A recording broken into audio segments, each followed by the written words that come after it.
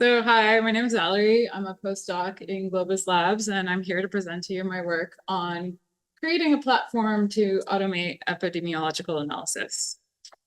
So the way we came about developing this platform was we wanted to address the challenges that arose with COVID-19 pandemic modeling.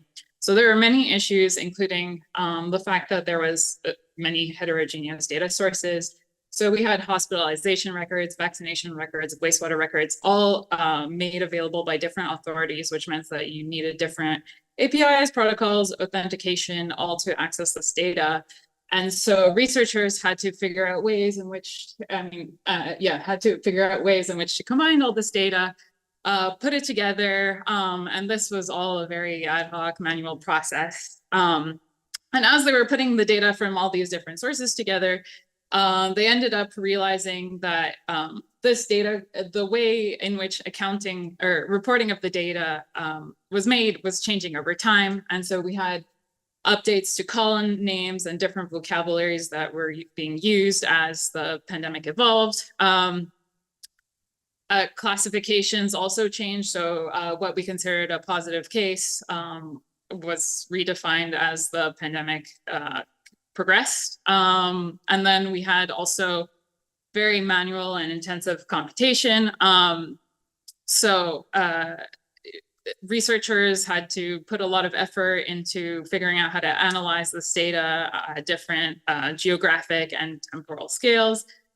And tools like automation tools to facilitate analysis would have helped with the decision-making process. As well, we need the computations that are involved in this analysis are like moderately computationally intensive at this time, but as we increase data and add different sources or different timescales, different geographic regions, as well add simulations, they become more and more computationally intensive. And the other challenge was there was a lot of independent work. So many researchers were doing similar things with maybe different data, but in the end, you ended up with a bunch of the same code or the same methods, the same analysis. And sharing of their methods and their data was not actually all that high, despite there being a lot of collaborations between different teams. And the way in which data was shared was not particularly well streamlined. So most of it was done out of bandwidth through services like GitHub, or analysis was shared by sharing source code, essentially. So to address these issues, what we did was we developed a platform to automate epidemiological analysis, which we called ERA. So basically what this is you have your external data sources. So here we have, for example, the Chicago data portal. And this is automatically pulled, or the data from these sources are automatically pulled based off of some certain interval. And we automate the ingestion process, which pulls the data, validates to make sure that it's the right quality, transforms it to prepare it for analysis, and then we store the data, which means we store the metadata in a centralized server, and the data is actually stored externally on user-provided storage. And if users would like to analyze this data, they can do that in an automated way. Same thing. We have triggers for analysis. So this could be either timer-based or based on a certain rule, like the data has been updated recently. And basically what this looks like is users can define their own functions for how to analyze the data, and this is done within the flow directly, and is evaluated on HPC sites.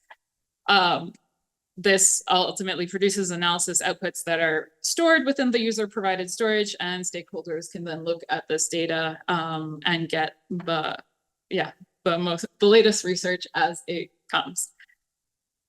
And how we did this was, well, we needed a certain set of components to make this work. So we needed compute and storage resources to perform the computation. We needed a way to specify flows. We needed some sort of metadata management. We needed provenance. We needed users to be able to search their data. or to search for other data or functions on the system. We needed security such that people who weren't authorized to access the data couldn't access it, or also cannot run flows on others' infrastructure. And we also needed triggers for the automation. And what's great is that Globus provides all these tools already. So we use Globus Connect Server and Globus Compute for the compute and storage. We use flows and timers for the triggers and to define how the flows, define the contents of the flow. We use Globus Compute for the actions within the flows, and also if the user has any arbitrary policy that they would like to add to decide whether to run their computation. For metadata management, we end up using Globus Search, and for privacy and security, we're relying a lot on Globus Auth. And so one of the decisions that we made was to have this kind of hybrid compute and storage model. Basically, what's centralized is the metadata, the web portal API, and the rules that we define, but what's decentralized is actually the compute and storage. And this is all provided by the user. So the user provides their own Globus Compute endpoints and their own Globus Connect server, which we assume they should all have access to an HPC site with a Globus Connect server. And why we did this is instead of providing the compute and storage resources, we wanted users to be able to define flows that required specialized infrastructure or specialized accelerators. In which case, them being able to provide their own endpoints was favorable, so they can use whatever infrastructure that they have. And we also didn't want to manage how users share their data. So we all relied on the Globus Connect server. Like a user can specify how their data should be shared amongst users via the Globus Connect server directly rather than through Arrow. And as well, the compute and storage resources scales with the number of users. Quickly, this is what the code looks like. How you use it is first you need to register your function. Then you would register your flow, which is basically you specify your endpoint, the function UUID of the function which you registered here. And as well, the output data that the function will produce. In this case, this is just ingestion. So you provide a URL so that it knows where to fetch the data, and a collection UUID and collection URL so that it knows where to store the data, or which GCS to store the collection to store the data in. And then when you do that, it produces a flow record, which you see here, but probably barely. Okay, and then what we've done was to evaluate, but also to use it for its main purposes. We have applied Arrow for epidemic modeling. This is on R effective computation.